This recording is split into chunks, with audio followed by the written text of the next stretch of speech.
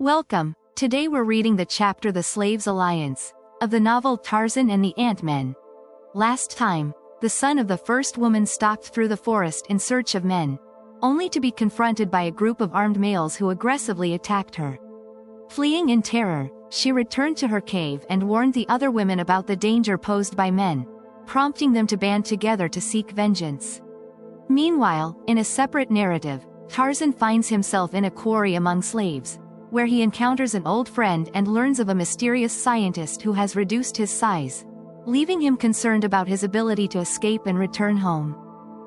As Talaska was preparing their breakfast the following morning, Commodore Florenzel remarked to Tarzan that he wished they two could be employed upon the same work, that they might be always together. "If there is ever the chance for escape that you seem to think will someday present itself," he said, "then it will be well if we are together."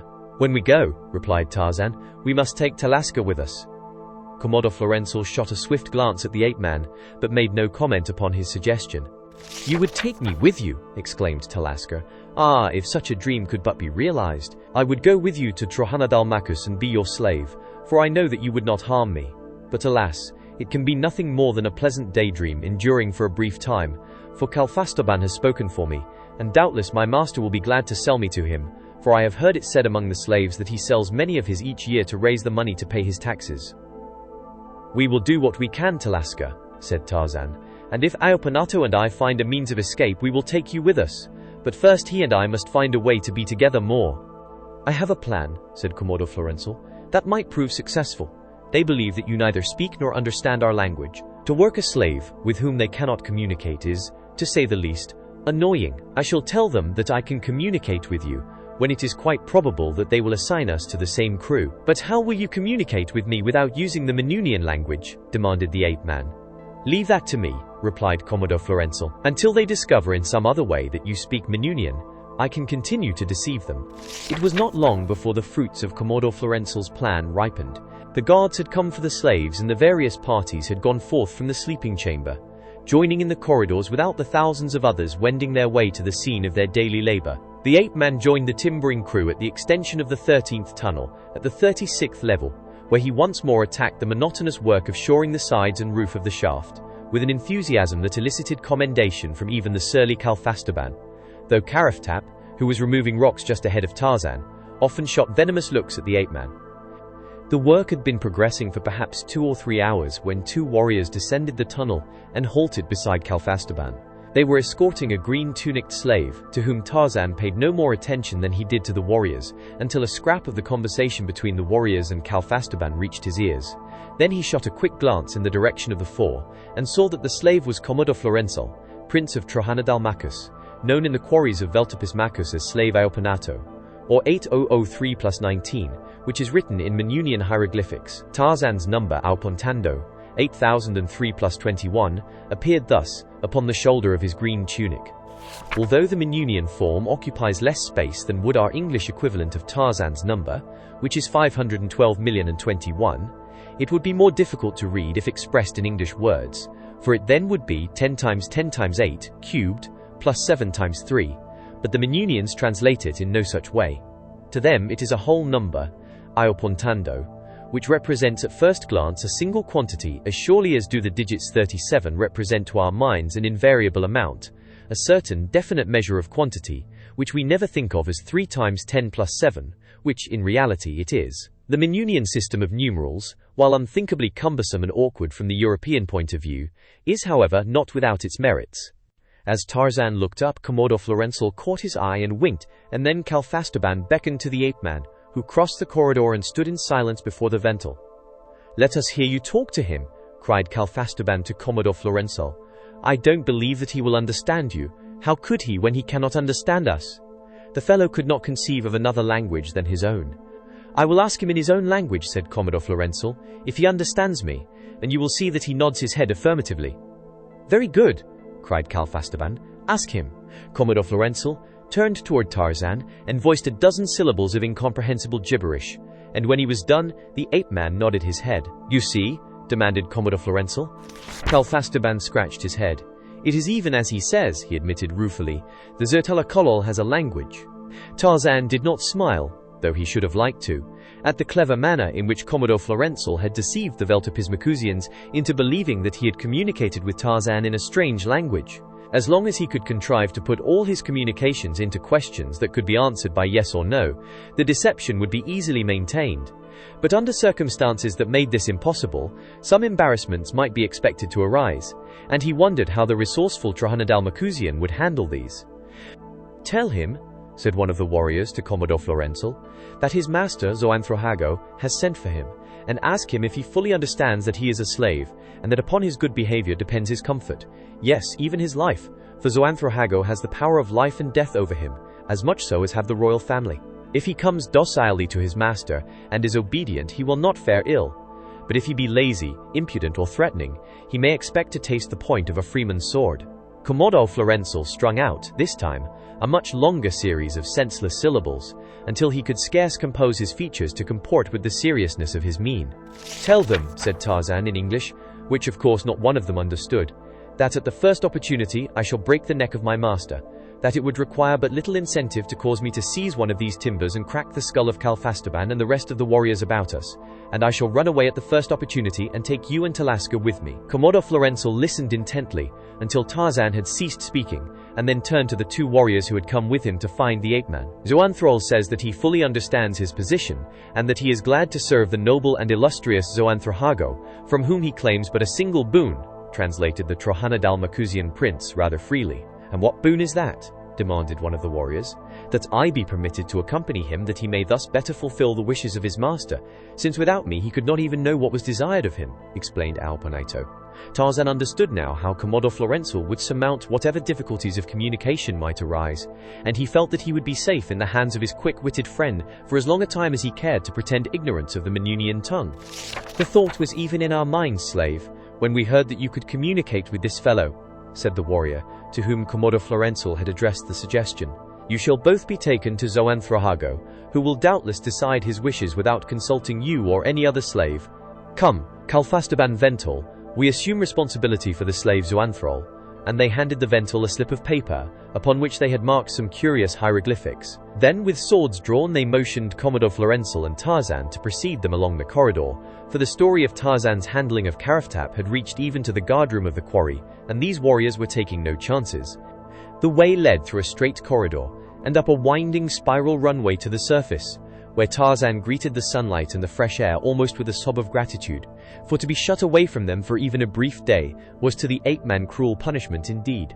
Here he saw again the vast, endless multitude of slaves bearing their heavy burdens to and fro, the trim warriors who paced haughtily upon either flank of the long lines of toiling serfs, the richly trapped nobles of the higher castes, and the innumerable white-tunicked slaves who darted hither and thither upon the errands of their masters, or upon their own business or pleasure, for many of these had a certain freedom and independence that gave them almost the standing of freedmen. Always were these slaves of the white tunic owned by a master, but, especially in the case of skilled artisans, about the only allegiance they owed to this master was to pay to him a certain percentage of their incomes. They constituted the bourgeoisie of Minuni, and also the higher caste serving class. Unlike the green-tunicked slaves, no guard was placed over them to prevent their escape, since there was no danger that they would attempt to escape, there being no city in Minuni where their estate would be improved, for any other city than that of their birth would treat them as alien prisoners, reducing them immediately to the green tunic and lifelong hard labor. The domes of Veltopismacus were as imposing as those of Trohanadalmacus. In fact, to Tarzan, they appeared infinitely larger, since he now was 1/4 the size he had been when he had left Trohanadalmacus. There were 8 of them fully occupied, and another in course of construction, for the surface population of Veltopismacus was already 480,000 souls, and as overcrowding was not permitted in the king's dome, the remaining 7 were packed densely with humanity. It was to the royal dome that Tarzan and Commodore Florenzel were conducted, but they did not enter by way of the king's corridor, before the gates of which fluttered the white and gold of the royal standards. Instead, they were escorted to the warrior's corridor, which opens toward the west. Unlike the city of Trohanadalmacus, Veltopismacus was beautiful, in the areas between the domes with flowers and shrubbery and trees, among which wound gravelled walks and broad roadways. The royal dome faced upon a large parade, where a body of mounted warriors was at drill. There were 1,000 of them, forming an amak, consisting of 4 novans of 250 men each, the larger body being commanded by a kamak and the smaller by a novand. 5 enteks of 50 men each compose a novand, there being 5 entals of 10 men each to an entex. These latter units commanded by a vental and a ventex respectively. The evolutions of the amak were performed with kaleidoscopic rapidity, so quick upon their feet, and so well trained were the tiny diadets. There was one evolution in particular, performed while he was passing, that greatly interested the ape-man. 2 novans formed line at one end of the parade and 2 at the other, and at the command of the kamak, the 1,000 men charged swiftly down the field in 2 solid ranks that approached one another with the speed of an express train.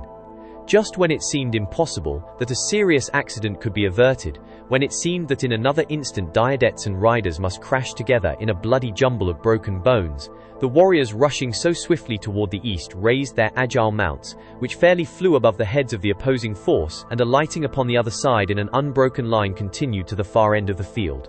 Tarzan was commenting on this maneuver, and upon the beauties of the landscaping of the city of Veltopismarcus, to Commodore Florenzel, as they proceeded along the warriors' corridor, sufficiently ahead of their escort that Tarzan might speak in a low tone without the guard being cognizant of the fact that he was using the language of Menuni.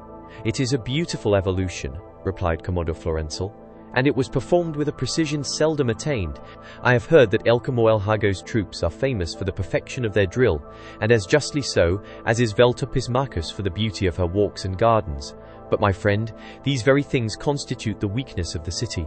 While El Camoel Hago's warriors are practicing to perfect their appearance upon parade, the warriors of my father, Adendrohakis, are far afield, out of sight of admiring women and spying slaves, practicing the art of war under the rough conditions of the field and camp. The amaks of El Camoel Hago might easily defeat those of Adendrohakis in a contest for the most beautiful. But it was not long since you saw less than 15,000 Trohanadalmacusians repulse fully 30,000 warriors of Veltopismarcus, for they never passed the infantry line that day. Yes, they can drill beautifully upon parade, and they are courageous, all Menunians are that, but they have not been trained in the sterner arts of war. It is not the way of El Camoel Hago. He is soft and effeminate. He cares not for war. He listens to the advice he likes best, the advice of the weaklings and the women who urge him to refrain from war entirely, which would be not altogether bad if he could persuade the other fellow to refrain also.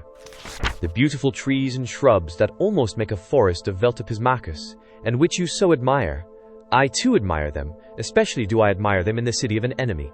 How easy it would be for a Trohanadalmacusian army to creep through the night, hidden by the beautiful trees and shrubs, to the very gateways of the domes of Veltopismarcus. Do you understand now, my friend, why you saw less perfect maneuvers upon the parade grounds of my city than you have seen here, and why, though we love trees and shrubbery, we have none planted within the city of Trohanadalmacus?" One of the guards who had approached him quickly from the rear touched Commodore Florenzel upon the shoulder. "You said that Zuanthrol does not understand our language. Why then do you speak to him in this tongue which he cannot understand?" the fellow demanded. Commodore Florenzel did not know how much the warrior had overheard. If he had heard Tarzan speak in Menuni, it might be difficult to persuade the fellow that the giant did not understand the language, but he must act on the assumption that he, alone, had been overheard. "He wishes to learn it, and I am trying to teach him," replied Commodore Florenzel quickly. "Has he learned anything of it?" asked the warrior. "No," said Commodore Florenzel, "he is very stupid." And after this they went in silence, winding up long, gentle inclines, or again scaling the primitive ladders that the Menunians used to reach the upper levels of their dome houses between the occasional levels that are not connected by the inclined runways, which are thus frequently broken for purposes of defense, the ladders being easily withdrawn upward behind hard-pressed defenders, and the advance of the enemy thus more easily checked. The royal dome of El Camoel Hago was of vast proportions, its summit rising to an equivalent of over 400 feet, had it been built upon a scale corresponding to the relatively larger size of ordinary mankind. Tarzan ascended until he was almost as far above ground as he had been below ground in the quarry, where the corridors on lower levels had been crowded with humanity. Those which they now traversed were almost devoid of life. Occasionally they passed a tenanted chamber, but far more generally the rooms were utilized for storage purposes, especially for food, great quantities of which, cured, dried, and neatly wrapped, was packed ceiling high in many large chambers. The decorations of the walls were less ornate, and the corridors narrower, on the whole, than those at lower levels. However, they passed through many large chambers, or halls, which were gorgeously decorated, and in several of which were many people of both sexes and all ages variously occupied, either with domestic activities or with the handiwork of one art or another. Here was a man working in silver, perhaps fashioning a bracelet of delicate filigree, or another carving beautiful arabesques upon leather. There were makers of pottery, weavers of cloth, metal stampers, painters, makers of candles, and these appeared to predominate, for the candle was in truth life to these people. And then, at last they reached the highest level, far above the ground, where the rooms were much closer to daylight because of the diminished thickness of the walls near the summit of the dome, but even here were the ever-present candles. Suddenly the walls of the corridor became gorgeously decorated, the number of candles increased, and Tarzan sensed that they were approaching the quarters of a rich or powerful noble. They halted now before a doorway where stood a sentinel, with whom one of the warriors conducting them communicated. "Tell Zoanthrohago Zertal that we have brought Zoanthrol and another slave, who can communicate with him in a strange tongue." The sentinel struck a heavy gong with his lance, and presently, from the interior of the chamber, a man appeared to whom the sentinel repeated the warrior's message. "Let them enter," said the newcomer, who was a white-tunicked slave. "My glorious master, Zoanthrohago Zertal, expects his slave Zoanthrol. Follow me." They followed him through several chambers, until at last he led them into the presence of a gorgeously garbed warrior, who was seated behind a large table, or desk, upon which were numerous strange instruments, large, cumbersome-looking volumes, pads of heavy Manunian writing paper, and the necessary implements for writing. The man looked up as they entered the room. "It is your slave, Zoanthrol Zertal," announced the fellow who had led them hither. "But the other?" Prince Zoanthrohago pointed at Commodore Florenzel. "He speaks the strange language that Zoanthrol speaks, and he was brought along that you might communicate with Zoanthrol if you so wished." Zoanthrohago nodded. He turned to Commodore Florenzel. "Ask him," he ordered, "if he feels any differently since I reduced his size." When the question was put to Tarzan by Commodore Florenzel, in the imaginary language with which they were supposed to communicate, the ape-man shook his head, at the same time speaking a few words in English. "He says no, illustrious prince," translated Commodore Florenzel out of his imagination, "and he asks when you will restore him to his normal size and permit him to return to his own country, which is far from Minuni." "As a Minunian he should know," replied the Zertal, "that he never will be permitted to return to his own country. Trohanadalmachus never will see him again." "But he is not of Trohanadalmachus, nor is he a Minunian," explained Commodore Florenzel. "He came to us, and we did not make a slave of him, but treated him as a friend, because he is from a far country with which we have never made war." "What country is that?" demanded Zoanthrohago. "That we do not know, but he says that there is a great country beyond the thorns, where dwell many millions as large as was he. He says that his people would not be unfriendly to ours, and for this reason we should not enslave him, but treat him as a guest." Zoanthrohago smiled. "If you believe this, you must be a simple fellow, Trohanadalmachusian," he said. "We all know that there is naught beyond Minuni, but impenetrable forests of thorn, to the very uttermost wall of the blue dome within which we all dwell. I can well believe that the fellow is no Trohanadalmachusian, but he most certainly is a Minunian, since all creatures of whatever kind dwell in Minuni. Doubtless he is a strange form of Zertalakolol, a member of a tribe inhabiting some remote mountain fastness, which we have never previously discovered, but be that as it may, he will never—" At this juncture the prince was interrupted by the clanging of the great gong at the outer entrance to his apartments. He paused to count the strokes, and when they reached 5 and ceased, he turned to the warriors who had conducted Tarzan and Commodore Florenzel to his presence. "Take the slaves into that chamber," he instructed, pointing to a doorway in the rear of the apartment in which he had received them. "When the king has gone, I will send for them." As they were crossing toward the doorway, Zoanthrohago had indicated a warrior halted in the main entrance to the chamber. "El Comoel Hago," he announced, "Thagosto of Veltapismachus, ruler of all men, master of created things, all wise, all courageous, all glorious, down before the Thagosto." Tarzan glanced back as he was quitting the chamber to see Zoanthrohago and the others in the room kneel and lean far back with arms raised high above their heads as El Comoel Hago entered with a guard of a dozen gorgeous warriors, and he could not but compare this ruler with the simple and dignified soldier who ruled Trohanadalmachus, and who went about his city without show or pomp, and oftentimes with no other escort than a single slave. A ruler to whom no man bent his knee, yet to whom was accorded the maximum of veneration and respect. And El Comoel Hago had seen the slaves and the warriors leave the chamber as he had entered it. He acknowledged the salutes of Zoanthrohago and his people, with a curt wave of the hand, and commanded them to arise. "Who quitted the apartment as I entered?" he demanded, looking suspiciously at Zoanthrahago, the slave Zoanthrol, and another who interprets his strange language for me, explained the Zertol. Have them back, commanded the Thagosto. I would speak with you concerning Zoanthrol. Zoanthrahago instructed one of his slaves to fetch them, and, in the few moments that it required, Elcomoel-Hago took a chair behind the desk at which his host had been sitting. When Tarzan and Commodore Florensol entered the chamber, the guard who accompanied them brought them to within a few paces of the desk behind which the king sat, and here he bade them kneel and make their obeisance to the Thagosto. Familiar since childhood was every tradition of slavery to Commodore Florensol, the Trohanadalmacusian.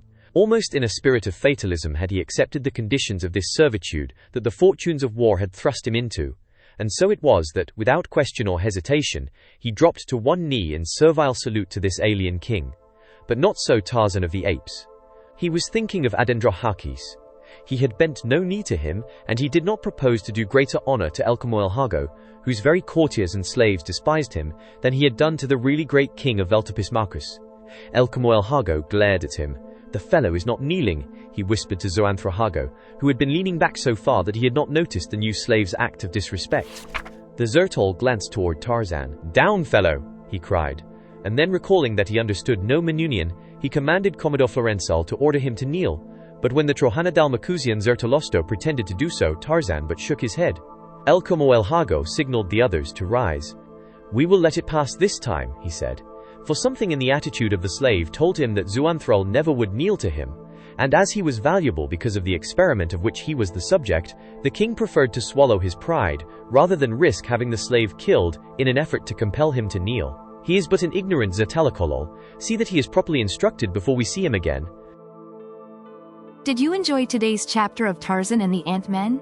Why not subscribe and ring the bell?